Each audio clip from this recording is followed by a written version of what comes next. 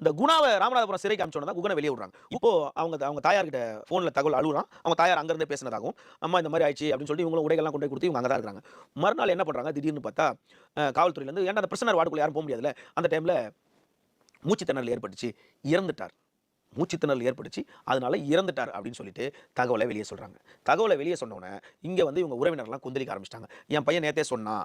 இந்த மாரி இது பண்ணிட்டாங்க. அதுக்கு முதல் நாள் என்ன பண்றாங்க, அதுக்கு முதல் நாள் தான் வந்து மானாமதுரை குற்றவியல் நீதித்துறை நடுவர் அவர் வந்து சிவகங்கை அரசு மருத்துவமனைக்கு தான் சென்று ஸ்டேட்மெண்ட் வாங்குறாரு. நல்லா கேட்டீங்கன்னா சிவகங்கை அரசு மருத்துவமனைக்கு தான் ஆகாஷ் ஜெலிசனிடம் வாக்குமூலம் வாங்குறாரு.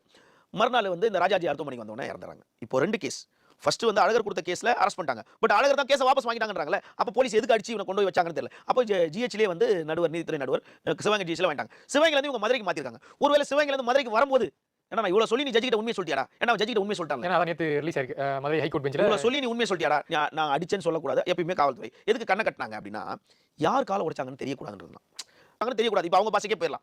இப்படியே இருக்கும் மூச்சு திணறல் வந்து இறந்துட்டார். மூச்சு திணறல் அப்போ ஜிஹெச்ல இருந்து ஒரு மல்டி ஸ்பெஷல் இதுவே பெரிய ஜிஹெச் அரசு சிவகங்கை அரசு மருத்துவக் கல்லூரி மருத்துவமனையில இருந்து நீங்க ராஜாஜி அரசு மருத்துவமனைக்கு மதுரை கொண்டு போறீங்க. மதுரையிலே வந்து அங்க இருக்கிறாரு. மதுரையில வந்து அங்க இருந்து இதுக்கு முன்னாடி சாத்தான்குளம் அதுவே இந்த மாசம் ஜட்ஜ்மெண்டே இன்னும் வரப்போகுது. இன்னும் விரைவில் ஜட்ஜ்மெண்ட் இருக்கு. இப்போ இது போன்ற சூழ்நிலையில அந்த நீங்க சொல்றது வந்து வழியில தான் அடிச்சிருக்காங்க. மீன் சிவகங்கை ஜிஹெச்ல இருந்து மதுரை வழியில தான் நடக்கிறதுக்கான நம்ம பார்க்கல. வாய்ப்புகள் தரவுகள் இல்ல. குற்றச்சாட்டு எதுவும் இல்ல.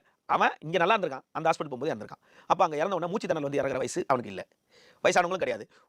ஏதோ ஒரு பெரிய பேட் ஹாபிட் இருந்தாலும் பரவாயில்ல. அதுல அவன் என்ன சொல்றான்? ரத்தம் எடுத்தாங்க. ரத்தம் எடுக்கும்போது நீ என்னடா போலீஸ் ரத்தம் எடுத்தாங்க. போலீஸ் சில விஷயங்கள் பண்ணுவாங்க. இந்த கிரைம் அக்யூஸ்ட் கிட்ட உண்மையை வர வைக்கணும். ஏய் பயமுறுத்துவாங்க. இந்த மாதிரி ஒன்று ஊசி போடுறா அப்படின்னு பயமுறுத்தினா உண்மையை வர வைப்பான். சில பேர் அடிக்க போய் எல்லாத்தையும் கக்கிடுவான். இப்படிலாம் சில ஃபர்ஸ்ட்ல degree, second degree, third degree இப்படிலாம் ட்ரீட்மெண்ட் பண்ணுவாங்க. அப்போ உனக்கு ஏதோ ஒன்று மெசேஜ் ஏதோ ஒரு பயமுறுத்தி இருக்கலாம். அதை வந்து நடந்திருக்கலாம். ஆனா 10 பேர் வந்தாங்கன்னு தெளிவா சொல்லிட்டாரு. இப்போ இந்த அவன் இறந்ததுக்கு உடனே அவங்க தந்தை வந்து சென்னை உயர்நீதிமன்ற மதுரை கிளையில் வந்து வழக்கு பதிவு செய்கிறாரு. ஒரு வழக்கு தாக்கல் செய்கிறாரு. என் பையன் இறந்து போயிட்டாரு. உடனடியாக இந்த இவங்களை கைது செய்யணும் அப்படின்னு நடவடிக்கை எடுத்தோன்னே அடுத்த செகண்டே மாவட்ட இவங்க என்ன பண்ணுறாங்க ப்ரொட்டஸ்ட்டில் உட்காராங்க. அவர் இறந்துட்டாருன்னு தெரிஞ்சோன்னே அவங்க ஊர் ஜனங்கள் எல்லாமே என்ன பண்ணுறாங்க, அந்த மதுரை ராமநாதபுரம் பைபாஸில் வந்து சீனியப்பா நாடார் மஹால்னு ஒரு இடம் இருக்குது. ஒரு 4 வே பைபாஸ் தான்.